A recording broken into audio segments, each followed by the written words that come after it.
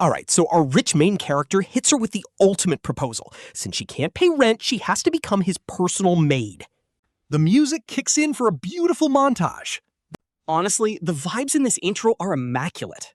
You just know some major drama is brewing. Two opposites, destined to cross paths. It is classic romance stuff. But trust me, it gets better. The animation during these cuts is low-key beautiful. We get a glimpse of their future together. And honestly, the soundtrack is doing absolute wonders. Perfect build-up for the chaotic story ahead. And now, back to the start. We flash back to our female lead, Shi Chuqiu, begging her landlady Auntie Li for just 2 more days. But Auntie Li is just an employee, and the big landlord is coming to inspect today. Suddenly, someone walks in. The landlady stares at him, asking who he is since he looks completely unfamiliar.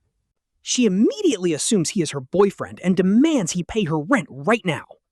But the guy is actually Mei Kong, and he casually reveals his mother is the actual owner. The landlady instantly loses her mind and starts kissing up to young Master Mei. She apologizes for her terrible eyesight and tells Shi Chuqiu to stop standing at the door like an idiot.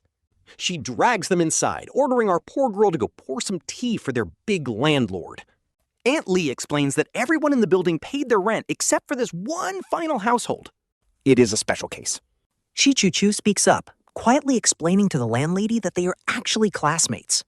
The landlady takes the hint and leaves the young classmates alone to settle things. Then Mei Kong smirks. He asks why she pretends to be mute at school when he literally just heard her speak. She panics, asking what he wants, but our boy calmly replies he is just here to collect rent. She is convinced he orchestrated this entire trap, demanding to know what his next evil move is. Mei Kong is totally confused, but she calls him a notorious player who is taking advantage of her desperate situation. She accuses him of targeting her because she just spent all her money on tuition fees. She claims he wants to force her into unspeakable things, swearing she will never submit to him. Suddenly, she screams for Wanwan to stay hidden inside. Wait, twins? Mei Kong is stunned and defends himself, asking how he is even bullying anyone. He looks at her and asks if she is Shi Chuqiu. But the sister tells Wanwan not to speak to him, demanding to know what Mei Kong really wants. He sighs and repeats that he is literally just here for the rent. She asks for a few more days, and he surprisingly agrees. But he has one small condition, prompting Shi Chuqiu to send her sister back to her room. She braces herself, warning him not to involve her sister, but he just wants to know why she thinks he is a player. His only condition is to clear his name, threatening to sue her for slander if she cannot explain. She stutters, claiming she heard it from her sister, who said everyone knows his family is filthy rich. She claims he is dating multiple girls at school and asks if this rent crisis was not a setup to blackmail her. Our male lead asks if she watches too many brainless dramas, but then the sister speaks up. Mei Kong notes he is classmates with Shi Chuqiu, but he has never met her twin. Yet, she knew his name. Since she stays silent, he demands the rent today, but she panics, reminding him of his promise for 2 days. I changed my mind. If you don't want to talk about it, that's totally fine. I'll just change my condition instead. Tell me what you think. I've been looking to rent a place and really need someone to help tidy things up. Since you can't pay rent right now, how about you work as my maid to cover it? Wait, you want me to be your maid? What exactly does a maid even do? All right, I'm just teasing you. 1 week of help should be more than enough. I'll let the main landlord know, so you can just pay him next Saturday. Oh, and one more thing. Don't go getting any weird ideas about me. Hey, what's going on with you? Nothing's wrong. The landlord actually agreed to let us pay late, so we are all good. Trust me, that guy is definitely not a good person.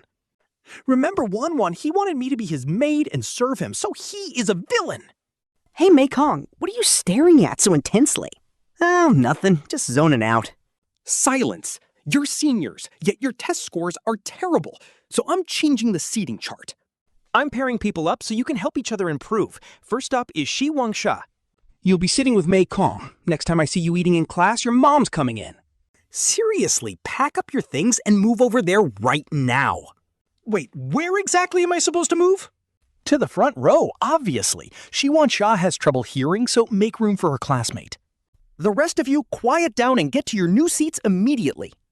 No whispering during morning study. Focus up and get right back to work. At this point, our boy Mei Kong realizes his new desk partner is totally avoiding him. He's just wondering why she's suddenly acting so hostile today. Shi Wanxia actually apologizes, saying her sister was way too harsh yesterday. Mei Kong shrugs it off, but points out her sister's reaction was super weird. Before he could even bring up the rent, she snapped and asked what he wanted. He honestly asks if her sister has some kind of major persecution complex. Meanwhile, she's quietly panicking, thinking she genuinely pissed him off. Mei Kong finds it crazy how two identical twins can have such completely opposite vibes. But then boom, a wild thought hits him. What if this is actually the sister? He decides to run a little test to see if she falls for it. He starts humming that exact song she was listening to earlier. And she immediately takes the bait, totally vibing along to the beat. She's completely lost in the rhythm, totally forgetting her supposed quiet persona. She keeps dancing along, entirely oblivious to his smirk. Case closed. This is definitely the older sister masquerading as her twin. Time to play along. He keeps singing the lyrics out loud, teasing her right to her face. She looks up, realizing she got played big time. She is absolutely fuming inside, realizing she completely blew her cover. That jerk Mei Kong was definitely trying to trick her yesterday. What a massive scoundrel. But at the end of the day, he's still her landlord. Her boss tells her that a ton of new stock arrived, so she needs to stay until 7. She tentatively asks Aunt Zhao if she could get paid this Friday instead. Her boss laughs it off, saying she wouldn't hold back a hard-working kid's cash anyway. Bro, she's so broke she has to count pennies just to buy cheap street food. She tells the vendor, get me some chicken wings and mushrooms. No spice. Thanks, Auntie. She runs home excited, telling Wanwan she brought her some amazing treats. But Wanwan points out she already ate, showing off the empty skewers. Her sister promises to cook real food, asking if she still has any snacks left. Oh, and she hands over a half-bitten treat, totally took a bite for her. While she starts gossiping about school, we flash back to the teacher calling for lunch. A classmate asks why she is still working instead of heading to lunch. Turns out, this guy is ordering a whole feast of prawns, sweet and sour ribs, and chicken. Here, try this. Seriously? Him again? He hands over the food, saying it's actually for her sister, Wanwan. Look at all this food. She rushes home, proudly presenting the giant feast to her little sister. We're talking drumsticks, pork trotters, spicy strips, literally an absolute feast of snacks. Wanwan insists she already ate, but she playfully threatens to eat her instead. After hugging her, she asks if Wanwan remembers a guy named Mei Kong from school. She asks if this guy ever tried talking to her back then. Shrugging it off, she asks what Wanwan wants for dinner tonight. But suddenly, she tells Wanwan she absolutely cannot go back to school. Going back is great, but the seats just changed and she might not adapt. Honestly, her new desk mate is a massive jerk, so she should wait till next week. With that settled, she heads off to cook. Her plan is simple. Get paid on Friday, pay the rent, and cut him off. After sorting everything, she can safely prep Wanwan for her return to school. She arrives at work only for Auntie Zhao to dump a mountain of unorganized books on her. She demands the best sellers go up front, promising pay only after everything is finished. She gets straight to work. Soon she finishes and reports back to her boss. But the boss immediately starts complaining about creased covers and dusty pages, claiming she cannot sell them. She is stunned because those books were already damaged when they arrived. Talk about a toxic boss nitpicking right before payday just to avoid paying. She swallows her pride, takes her pay envelope, and gets sent home in the dark. But when she opens it, the amount is completely off. The boss hits her with the classic excuse about business being slow lately. She protests that they agreed on $1,200 and she did everything perfectly. The boss snaps back, letting her work was a favor and they never signed a contract. Basically, she pays whatever she wants, telling Shi to take it or leave it. And just like that, she gets fired on the spot. This is actually heartbreaking. She can't even cover rent now, let alone next month. Where is she supposed to find rent and food money now? Speak of the devil, the landlord, Mr. Mei, shows up at her door. Seeing her distressed state, he immediately tells her to come inside. He wonders why they're eating so late, so they invite him to join. This is wild, though. He usually looks down on them, so why is he being so nice? He takes one bite and is absolutely blown away by the food. Looks like Mei Kong ate up the sister's entire lunch all by himself. Honestly, I can't even blame him. The food was just way too good. She calls him a complete jerk, and Mei Kong instantly panics, begging her not to cry while admitting he messed up. He promises to make it up to her, saying he will be right back, and runs out the door. Our guy is literally on a mission right now, trying to fix his mistake. He speed runs to the store, grabbing heaps of groceries to compensate them. He sees the younger sister is awake and hands over the groceries as an apology, asking where to put them. Then he asks where her sister is, suggesting they should all eat together. The older sister plays it cool, telling her little sister that Mei Kong brought lunch and asking if she wants to eat. But you can tell the older sister is low-key stressing about keeping up their secret. She whispers to her sister to just eat and avoid talking to him, promising she will handle Mei Kong. And yeah, that's actually crazy because she's posing as her sister every single day. If he finds out, they are done for. Mei Kong is totally mesmerized, staring at them, but she snaps him out of it, asking if he's seen enough. He claims he hasn't, making her call him totally shameless. Honestly, his audacity is unmatched.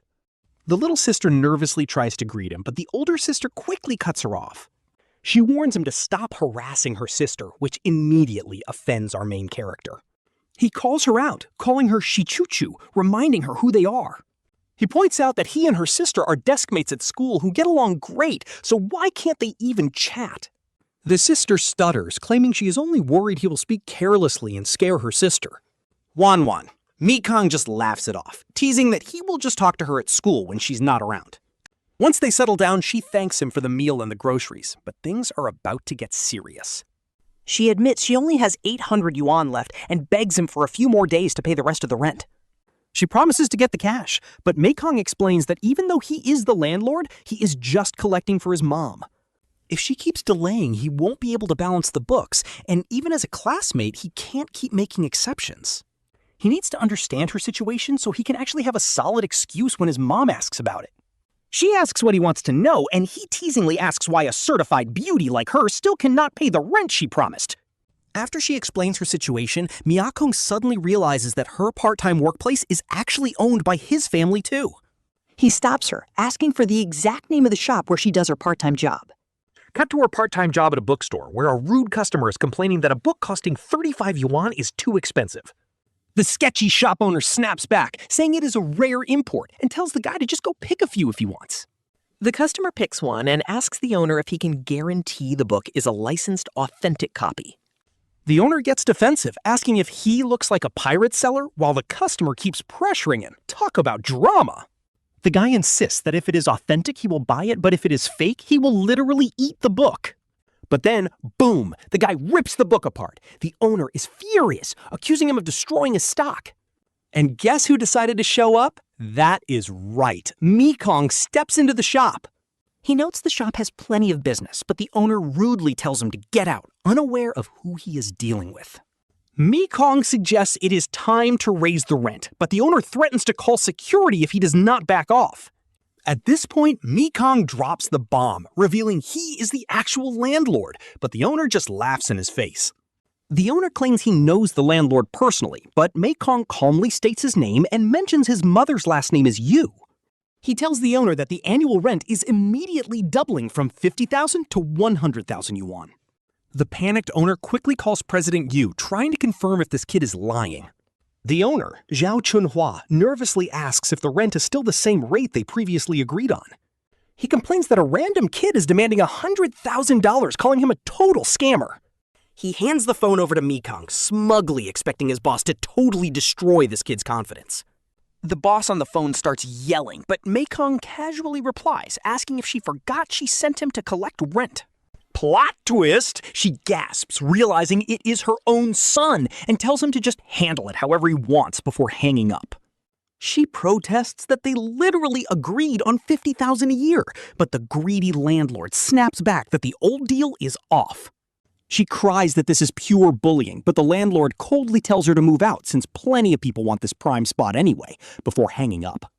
Honestly, watching Mei Kong play the bad guy is so satisfying. Meanwhile, the shopkeeper is begging him because the rent is way too high. The old man pleads that his small business cannot survive this hike, but Mei Kong retorts that he is not trying to be a jerk. Mei Kong claims the economy is trash and interest rates are up, but the poor shopkeeper argues they already agreed on $50,000 and he did not even damage the store. Mei Kong fires back that renting it cheap was a huge favor and mockingly asks if the contract actually promised a locked rent for 3 years. Since it did not, he says he can raise the price as much as he wants. He tells the shopkeeper to pay last month's rent and get out because his little shop cannot fit a big shot like him anyway. The shopkeeper cries that they have no grudge, but Mei Kong just scoffs at that. Mei Kong spots Shi Chuqiu and tells her to get inside. She frantically explains that the bent pages were already like that, and Mei Kong quickly acts like he just made a mistake. Mei Kong tells boss Zhao that with a sincere attitude, the rent is negotiable, which finally forces the boss to hand over Shi Chuqiu unpaid wages from yesterday. Since Zhao gave her a job before, Mei Kong graciously sets the new rent to $60,000 since all local prices are going up. It is settled at $60,000, and the boss is honestly just glad to escape with that deal. Later on, Shi Chuqiu suddenly apologizes, leaving Mei Kong completely confused. She confesses that she initially judged him as a shallow, rich playboy, but he actually let her slide on rent and even got her paid today. Mei Kong smugly says he would rather she marry him instead of apologizing, but she immediately calls him a shameless scoundrel. She stammers, calling him a total jerk. Talk about a classic cute anime interaction. She asks why he is helping them, and Mei Kong jokingly claims it is because her sister is his classmate and super close friend. Shi Chuqiu instantly shuts that down, pointing out that her little sister literally ignores him at school, so there is no way they are friends. Mei Kong points out that if he does not help her get paid, she cannot pay rent. She can only offer a soft thank you. He teases her for constantly shifting between apologizing and thanking him, but she gets real and opens up. She admits she is actually very grateful to Auntie Zhao for taking her in during the summer when she was totally desperate and could not find work. But now that the issue is resolved, she wonders why this guy is still following her. Is he seriously planning on walking her all the way home?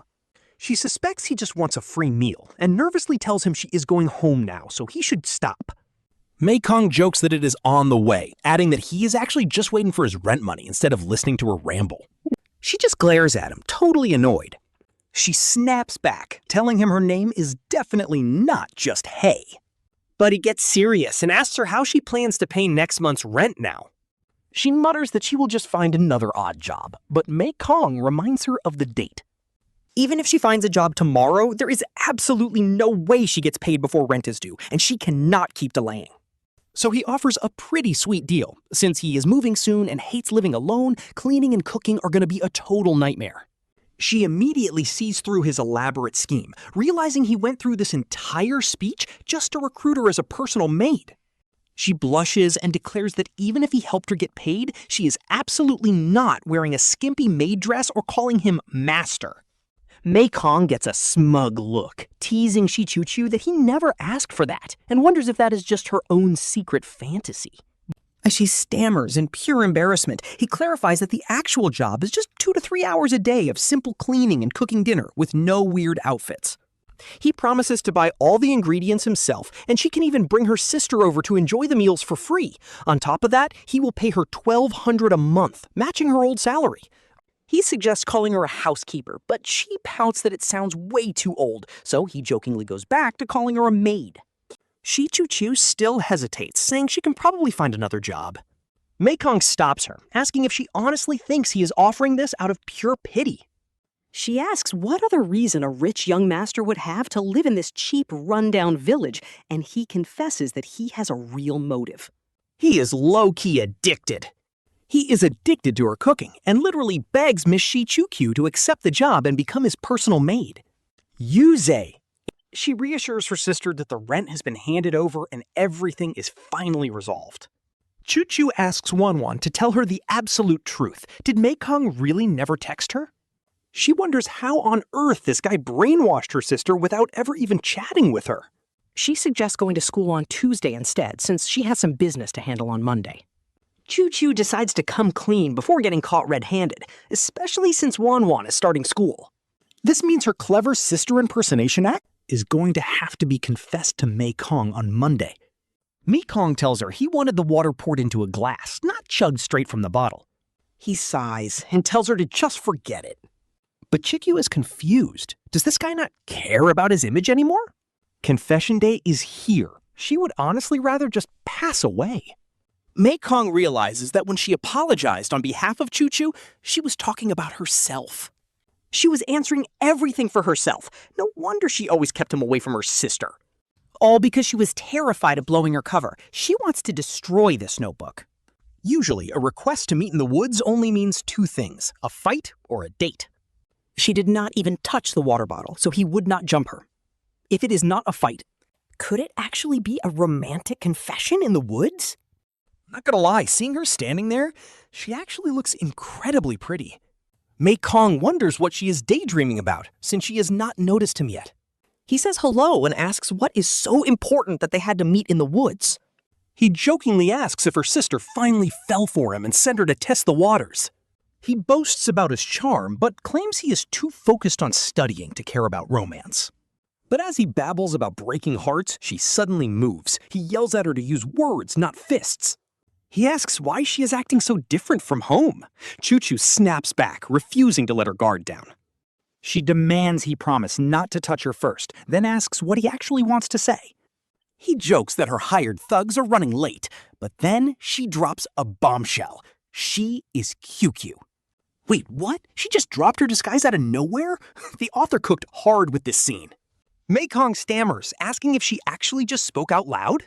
She calls him a jerk, telling him that she can indeed talk. Mei Kong is completely stunned. Even though she prepped for this moment, the embarrassment is hitting her hard. Is he going to be mad? Will he think she was just playing him for a fool after all the support he gave her? She wonders if he will walk away in anger, but looking at him, he does not seem mad. Mei Kong teases her, acting shocked that she lied to him this whole time, but then he smiles. He chuckles and tells her he will stop teasing. He admits he knew all along. Honestly, seeing his terrible acting finally get exposed is hilarious.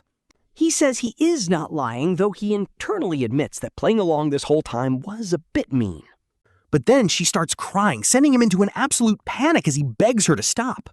He apologizes, saying if she loses her job or cannot pay rent, they can figure something out together. Not just that. Mei Kong realizes he was a massive jerk for teasing her when he already knew her real identity. No wonder she is breaking down like this after having to confess. He completely messed up. He worries that he has already offended his new maid before even moving in. What if she poisons him? Chuqiu asks when he first realized she was not Wanwan. He tries to find a gentle way to explain. He says it was not that long ago, starting with her super off reaction earlier that morning. He also remembered how she kept blocking them from talking at home. Chuqiu asks if those questions were traps.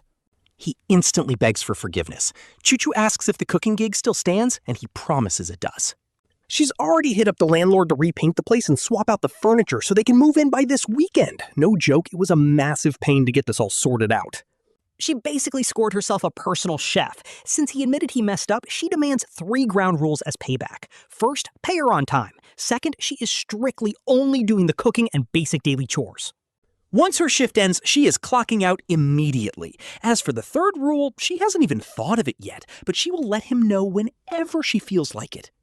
She asks Mei Kong if he wants to know why she is posing as her sister at school. It turns out, paying just 1 tuition fee lets both of them sneakily take turns attending class. Honestly, rules aside, how is this even going to work for the college entrance exams? Do they seriously expect to take turns in university too? Do they actually think they can split college? He asks if Mei Kong knows about Wanwan's real deal. Honest opinion, Mei Kong barely knows Shi Wanxia since they have never really interacted. Wait a minute, since she was the one attending school, how could he possibly know the real her? She explains it was not always her, which is exactly why she had to disguise as Wanwan. She just wants him to spill whatever he actually knows about her sister. The homeroom teacher mentioned back in freshman year that Wanwan had congenital mutism. She cannot speak a word, and apparently her hearing is not great either. Okay, so she does have mutism, but it is not from birth. It is a psychological block where she simply chooses not to speak. It is a choice, not a physical limitation. She literally just refuses to talk, and that rumor about her bad hearing, that is completely cap.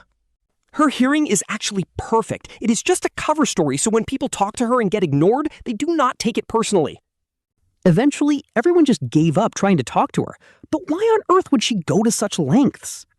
Turns out Wanwan absolutely hates school and gets major anxiety. She only feels safe and relaxed when she's shut inside her own tiny bedroom. So that is why she goes to class in her place. But wait, this story feels totally different. It does not match what Shi Chuqiu described at all. She points out that Mei Kong must have noticed by now. Wanwan treats him totally differently. It actually is a bit sus. So when did he allegedly manipulate her sister? Hold up, no slander allowed here. What does she mean by tricking? Back in high school, he did not say a single word to her. He genuinely has no clue. He suggests she should just ask her sister directly, because he is honestly just as curious. There is no way he could have known what she was thinking. With Wanwan in that fragile state, she could never leave her alone at school. Since her sister was so terrified of going, she decided to take matters into her own hands. She basically took a leave of absence from her own high school, Lingchen No. 5, just to attend class for her sister and keep her safe. Wait, she used to go there? She transferred here pretty quickly, but her registration is still active there. Once the big exams are over, she can finally study together with Wanwan again. So she has been grinding part-time while taking care of her sister this entire time? She proudly claims she is built different and totally carrying them both. Honestly, who is she kidding? She is the one who got her pay docked, cried her eyes out, and did not even notice someone ate her food. She did not even get mad and just cried like a baby. He is genuinely shocked she managed to survive on her own before they met. She insists she had enough cash until her previous part-time gig suddenly relocated. Talk about terrible timing, but she was doing completely fine before that. He resolves to stop teasing her so much. They will get through this somehow. She and Wanwan have been surviving one major crisis at a time. Honestly, from the very first moment he met her, he knew this poor girl had it incredibly rough. He could tell she was struggling. She was literally one bad day away from a total breakdown, yet she carried her sister through it all. She snaps back, asking what he means by how she survived. She strongly defends herself, claiming she used to have a totally stable job and always paid her rent right on time. Between her school financial aid, living allowance, and extra part-time gigs, she insists that they were actually doing pretty great. She decides to head out, warning him to keep this conversation a secret, especially about her relationship with Wanwan. But before she can leave, he stops her. He is just curious why she suddenly decided to dump all this info today. Did she finally realize he is actually one of the good guys? Yeah, right, in your dreams. She almost forgot to mention that she is coming to school tomorrow night. If he even thinks about bullying her sister, he is dead. Good guy, please. Why is she giving zero reaction? Does this sister need to be bribed with food, too? It looks like she just flat out refuses to communicate with anyone. Wait, that makes no sense. Why did her affection points completely reset just because they switched routes? This is not how the game usually goes. Did Chuqiu pull a fast one on him again? She claimed her sister took over, but could it actually still be her under that disguise? That would give her the perfect excuse to completely ghost him. Honestly, that actually sounds plausible. But if it really were Xingqiu, she definitely would have glared at him by now. If this is actually the real sister, he is completely doomed. Hey, Mei Kong, do you need something? You can just say it right here. She asks if Mei Kong has already confessed his feelings to Shi Wanxia. He completely panics, demanding to know where on earth she heard that rumor. Apparently, someone spotted them hanging out at the Back Hill gazebo yesterday after school. He asks who spread this, and she reveals it was Bai Ni. He calls them out for spreading fake news behind his back. Why are they suddenly quiet now after talking so much trash earlier? Bai Ni finally speaks up. He argues that just because they were hanging out in the pavilion together does not mean a confession happened. By that crazy logic, sharing an umbrella in the rain is basically eloping. He mocks them, asking if walking past their crush in the hallway counts as getting married too. This logic is absolutely brain dead. Our main character is absolutely done playing nice. He exposes Bai Qi for spreading fake rumors about him two-timing, reminding him that other girls only ignored him because they were being generous. He says he only let it slide before because he was lazy, but now this clown is making up stories about him and Shi Wanxia? Talk about testing someone's patience. The bully sneers, asking who he is trying to protect when the girl cannot even hear him anyway. Our boy freezes, his voice dropping to a dangerous whisper. The bully doubles down on his trash behavior, shouting that she is just a deaf mute who can't hear a thing, so it shouldn't matter. Mei Kong just laughs it off, mocking the bully for acting like a victim now when he was perfectly fine destroying lives with his mouth. Naturally, they are about to throw hands right then and there. Teacher Zhang walks in demanding to know what is going on, so Mei Kong immediately explains that Bai Qi has been spreading sick lies about him and Shi Wanxia. He explains that Bai Qi claimed it was fine to talk trash since Shi Wanxia is hard of hearing, which is honestly just vile. Our boy admits he got too angry and flipped the table. Honestly, can you blame him? I would have done the exact same thing. The teacher demands both of them explain their sides, but Mei Kong reminds Teacher Zong of his own rule about respecting classmates with special needs. He quotes the teacher perfectly, leaving Bai Qi completely speechless when asked if he has anything to add to his defense. Bai Qi stutters that Mei Kong started it, while our main character casually admits to flipping the table, but argues it was not a physical fight. But the teacher cuts in, reminding them that violence is never the answer.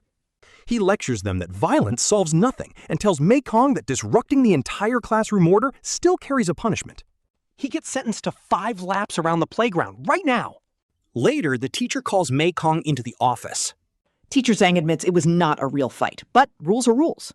He explains that school policy requires notifying parents. Mei Kong is totally chill about it, telling the teacher to go right ahead. Turns out the teacher already called, and his mom is on the line asking if he really fought someone over a girl. Mei Kong laughs it off, claiming he was just standing up for justice, but his mom is only worried if her boy got hurt. He reassures her that there was 0 actual hitting, just a single flipped table, but his mom has a sharp eye. She asks if the classmate he saved is a girl from his class. Talk about motherly intuition kicking in instantly. Mei Kong deflects, arguing that anyone would be furious hearing someone talk trash behind a classmate's back, regardless of gender. She drops it and asks about his new apartment. He mentions he found a cozy place close to school with great transport. He mentions the amazing food street downstairs and says he will move this weekend, trying to wrap up the call quickly. When he says it is Jingshu New Village, she laughs, revealing their family actually owns properties there so he stays rent-free. She mentions that the tenant who is always late on rent also lives in that exact same building. She jokes about what a crazy coincidence it would be if that late-paying tenant turned out to be his deaf-mute deskmate. Mei Kong hangs up and tells the teacher his mom promised to scold him, which earns him a warning to use his words next time. But here is the major plot twist. Teacher Zhang reveals that school inspectors were standing right downstairs during the fight. The higher-ups heard the entire argument, meaning Bai Qi is absolutely done for as a bad example of school conduct. The school is going to punish Bai Qi severely, and Mei Kong is incredibly lucky he did not actually throw a punch. Teacher Zhang dismisses him to go rest, telling him to play dumb if anyone asks. Talk about a super supportive teacher. But when Mei Kong gets back to the classroom, he gets caught staring at his gorgeous deskmate, who suddenly wakes up. Seriously, what do you even do when you get caught red-handed staring at your crush? This is pure peak comedy. Luckily, his phone rings, saving him from the awkwardness. His friend calls to tell him that his new apartment is fully renovated and ready for him to move in early. He is surprised, since it was supposed to take until the weekend, but a generous budget gets things done fast. Later, the estate manager eagerly welcomes him to the building. The place is massive and usually too expensive for normal renters, making it absolutely perfect for a wealthy guy like him. The landlady hands over all 4 keys, letting him explore his huge new place in peace. She heads out, leaving him to settle in.